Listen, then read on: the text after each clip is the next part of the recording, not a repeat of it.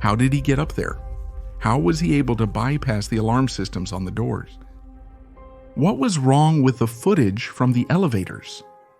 Was he explaining what he wrote on his own blog page? Why was the autopsy report altered? Why was the autopsy report altered? Today I am here to talk about Elisa Lam. We will focus on three main aspects of this case. Murder, the paranormal events at the hotel, and Elisa's psychiatric condition. Which one of these is the truth? Murder, the paranormal events at the hotel, and Elisa's psychiatric condition. Which one of these is the truth?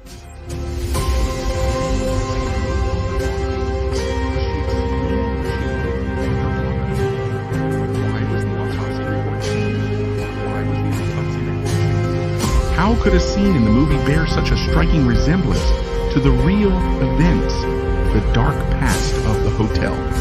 How could a scene in the movie bear such a striking resemblance to the real events, the dark past of the hotel? Today, I am here to talk about Elisa Lam.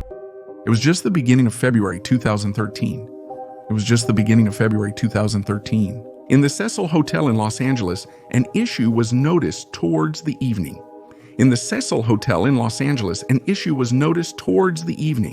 A female guest named Elisa Lam was supposed to check out, but she hadn't. Moreover, she hadn't informed the reception about it either. The staff then reported the situation to the police.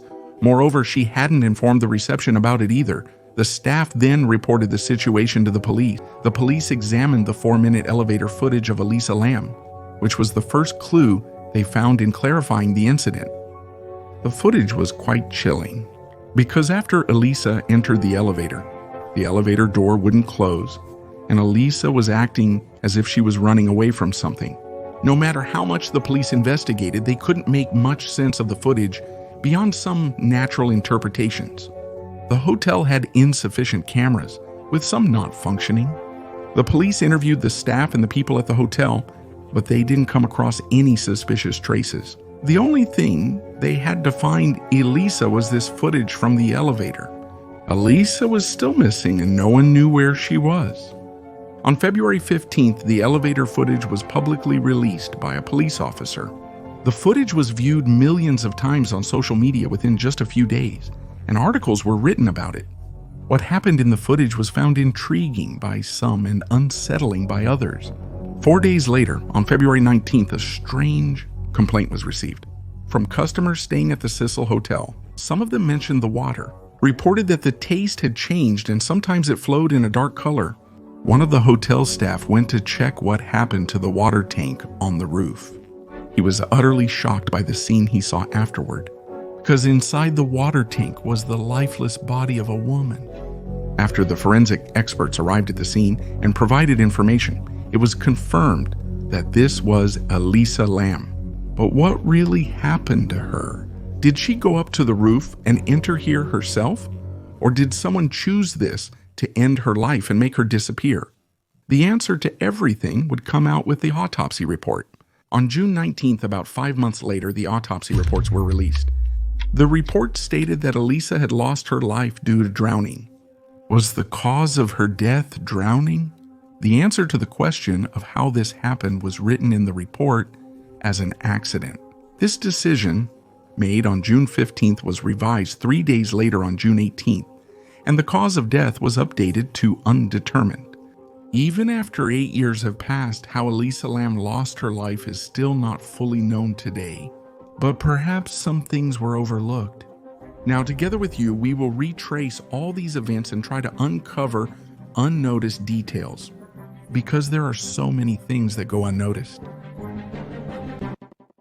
First of all, there's something we need to know. There are 2 elevators on the same floor in the building.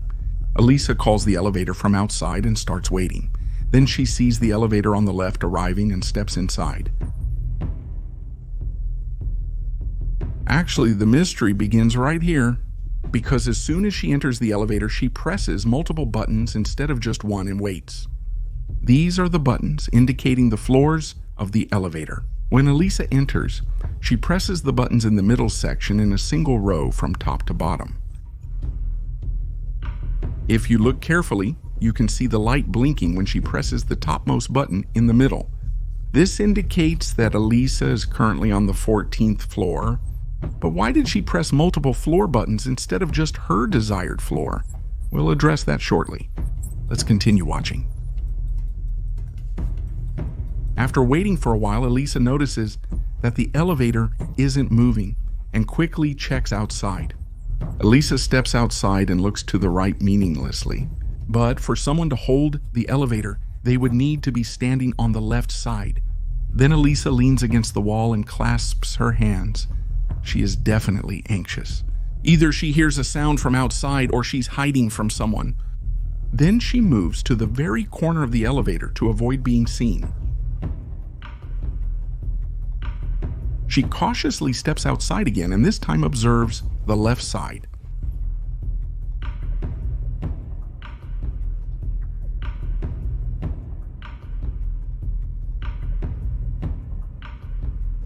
At this point, she suddenly lunges forward, trying to draw attention. After checking outside a bit more to see if anyone is there or to make them come out, she seems more relaxed. Calmly heads to the elevator again. When Elisa enters, she interestingly presses the buttons she had pressed before again. At this point, she is probably trying to deactivate or cancel the buttons to make the elevator move again. When she steps outside again, she makes those strange movements that no one can understand. It's as if she's talking to someone. However, bending her hands to this extent is quite strange. In the continuation of the footage, Elisa moves to the left and disappears from view. Elisa's movement completely changed the course of the incident and raised other questions as well.